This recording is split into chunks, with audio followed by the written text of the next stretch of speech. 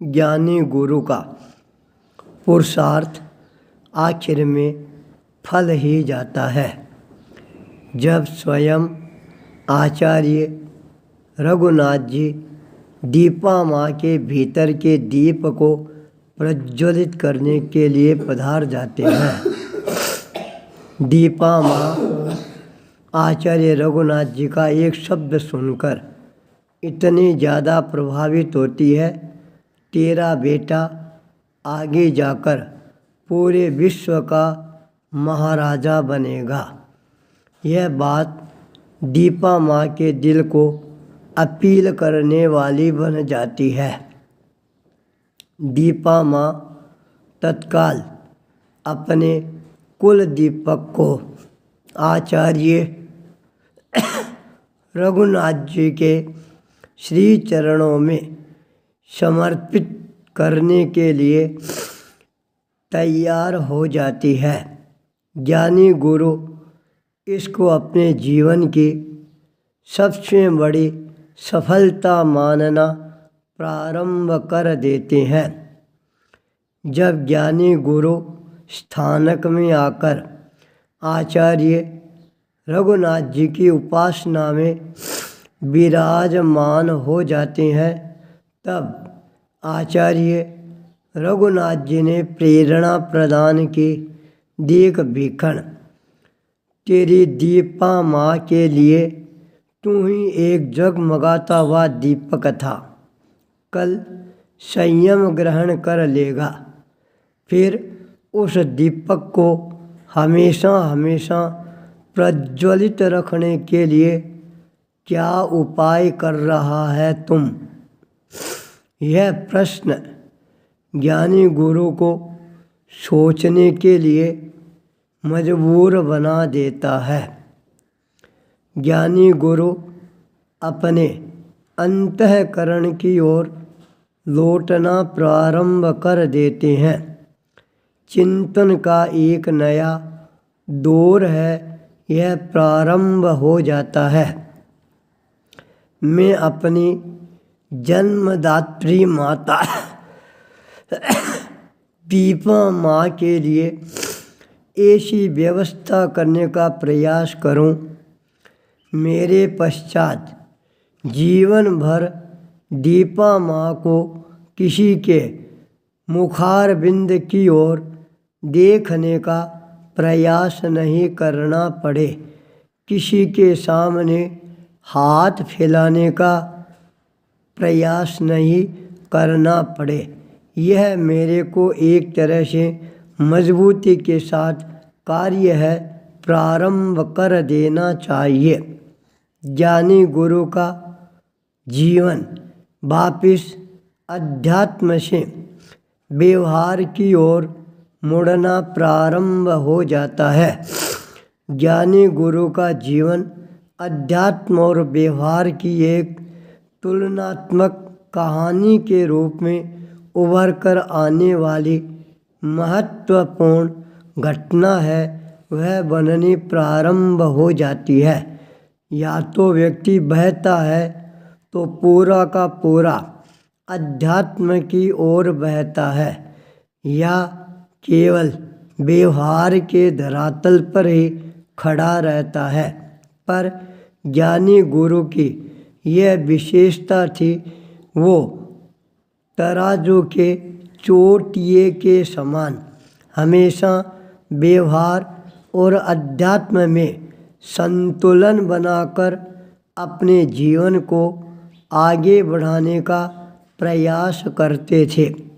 ज्ञानी गुरु से मंगल पाठ का श्रवण करने के पश्चात जब ज्ञानी गुरु अपने चरणों को अपने घर की तरफ गतिशील करना प्रारंभ कर देते हैं, चिंतन नया नया परिवर्तन भी लाता जा रहा था। घर पहुँचते पहुँचते चिंतन है वह अपने आप ही स्थिरता के रूप में मन में स्थापित होना प्रारंभ हो जाता है। मैं अपनी माता दीपा को आर्थिक दृष्टि से इतना ज़्यादा सुदृढ़ और मजबूत बना दूं, जिंदगी भर अर्थ के लिए कभी भी अपने समय को व्यर्थ करना नहीं पड़ेगा। घर पहुंचकर अपनी सारी पुरानी बइयाँ हैं उनको खंगालना प्रारंभ कर देता है। किन किन को मैंने ब्याज के ऊपर पैसे दे रखे हैं, किन किन से मैंने ब्याज के ऊपर पैसे ले रखे हैं, इन दोनों का हिसाब किताब है बराबर करना प्रारंभ कर देते हैं। जब सारा हिसाब और किताब है मिलकर तैयार हो जाता है, तब ज्ञानी गुरु सबसे पहले जो लिया हुआ कर्जा है उस कर्जे से अपने आप को मुक्त करने का प्रयास करना प्रारंभ कर देता है।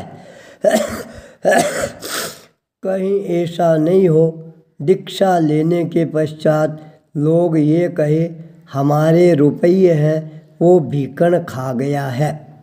यह था उनकी बुद्धि कौशलता का एक बहुत बड़ा साक्षात्कार जो ईमानदारी की कसौटी पर खरा उतारने वाला था।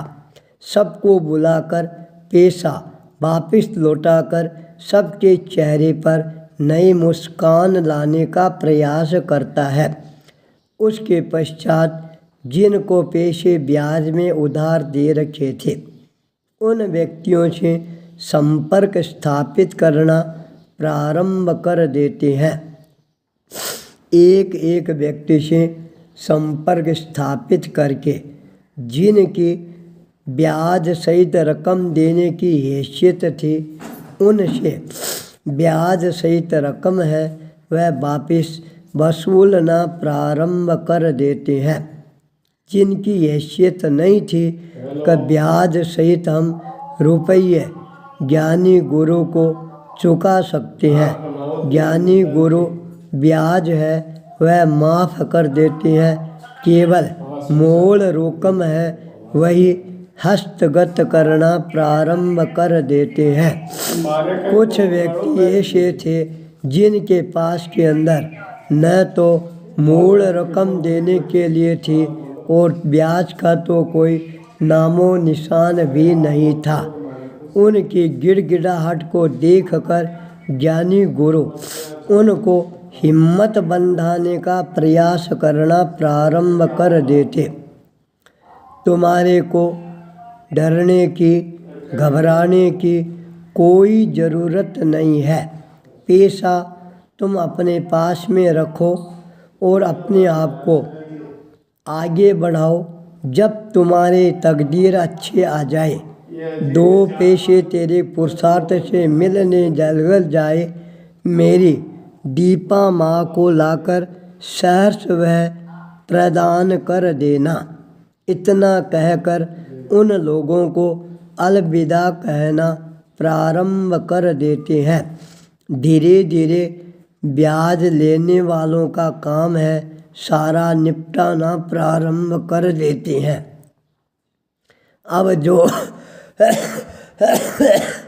पास में मूल रकम है उसको वह जोड़ना प्रारंभ कर देते हैं। धीरे धीरे जब हिसाब सामने आता है उस समय 1000 कलदार रुपये पास में इकट्ठे ज्ञानी गुरु के पास में थे। 1000 रुपये उस समय होना यह अपने आप के अंदर बहुत बड़े धनाढ्य परिवार होने का एक संकेत माना जाता था। ज्ञानी गुरु अब मन में चिंतन करना प्रारंभ कर देते हैं। बस यदि 1000 रुपये मैंने अपनी माता को समर्पित कर दिए हैं, फिर भीखण तेरी माता को जिंदगी भर पीछे मुड़कर देखने का प्रयास नहीं करना पड़ेगा।